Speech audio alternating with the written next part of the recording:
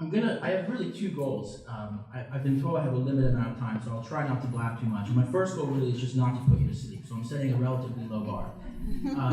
But my second goal is to really personalize a bit and give you some perspective regarding why I initially got involved in the Algemeiner and why this mission is so important to me. So rather than pontificating about the various good things that the Algemeiner does, which are quite obvious going to the website, I thought what I would do is really share with you a personal experience that changed the way I personally felt about media, about truth, and about Israel, and really Western civilization as a whole. About 9 years ago, I was at a brunch here in New York City with a group of friends and acquaintances from school. And we were probably by our sixth round of mimosas, so quite deep. And we decided to start having a conversation about our favorite brand of hummus. It's a niche conversation. I don't know how else to describe it. And when I mentioned the brand that I preferred, one of my acquaintances at the table spoke up quite seriously and encouraged everybody to boycott that brand, claiming that they had employed Palestinian workers in Israel that were paid below the same wage that their Israeli counterparts were receiving. And he was quite adamant in this view. Now, for some backstory, that same person also lived in a place called Palm Island in Dubai. And if you know Dubai, you know that part of the world, and you know the Mall of the Emirates, you know that there are some controversial claims and really observations that have been documented extensively regarding the labor conditions and human rights of people inhabiting that part of the world. Migrant workers from India and Pakistan, a part of the world which in my professional life is quite important to me. So naturally, I asked him point blank, do you have a difficult time living in Dubai and working in the building you do and shopping where you do when you have such a strong view on labor rights and human rights in that environment? Now, as you can imagine, that comment wasn't exactly well received, and it had a sobering effect on the brunch that really no amount of mimosas was ever going to be able to repair. But there was an important takeaway from that, which is that this was not a person that was necessarily anti-Semitic. This was not a person that maybe was even aware of his own biases. He probably was very well-intending and probably had very strong conviction about human rights and about labor rights. And I think the tragedy of it is it reveals how people with the best of intentions often allow their preconceived notions and their prejudgments inform the way that they approach our public discourse and the way that they live their lives as ordinary citizens and as consumers. And I say that because we really live in a world that's very complicated.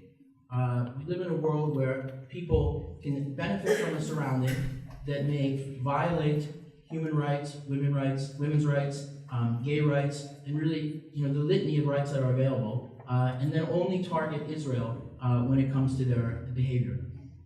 And that is why, in this complex world, with such an extensive amount of information, it's very important that we go beyond just prejudging and having a preconceived notion. It was the late former British Prime Minister, Willie Whitelaw, who said, "I do not intend to prejudge the past." And indeed, Lord Whitelaw's words ring very true to this day, not just in terms of how we evaluate facts from the past, but how we look at the present and how we look at the future. If we prejudge, ultimately we actually cannot judge. And that is a tragedy that we deal with every day with so much information. So the reason why Algemeiner matters and their work, and this evening, and the effort that all of you have made to really share it with us, is that while Israel and the Jewish people and many things that happen often are very deserving of criticism and critique, but you have to look at it proportionately. You have to look at it in the larger context of facts and truths in the world to really disseminate and understand what the higher truths really are. people throw around the term justice very, very loosely. I mean, every day we hear about social justice, economic justice, because ultimately I think everybody is, for the most part, well-intending. And if you look at a lot of the stories that come out every week, every day from them, you will see that there are stories about Israel, about the Jewish people, that are very positive and that are very, that dispel myths and half-truths in a way that the mainstream media simply doesn't cover. And this is something I think that anybody who seeks justice, seeks moral clarity, Jewish, non-Jewish, Israeli, American, whatever your nationality is, wherever you are in the world, if you believe in democracy, in the values of a liberal society, in Western civilization, this is something important. And the mission that the Algemeiner does is in real time. It's ongoing and dynamic. And that's why it's very important to me. I hope you guys aren't asleep yet, by the way. But before I let you get back to the fun part of the evening, what I do really want to take one last moment to do is thank everyone again on the committee for their tireless efforts. Because really without them and without all of you, none of this would be possible. And lastly, I want to just point out that I really truly wish Shimon Peres a healthy and speedy recovery. And I think he's in the thoughts and prayers of all of us tonight. And also, this week is very significant. It's the 15th anniversary of 9/11. And 9/11 is a reminder of many things, primarily the delineation between good and evil. And as we reflect 15 years back, I'm sure many of you here tonight had friends and family members that were impacted by 9/11 or in some way knew people who were.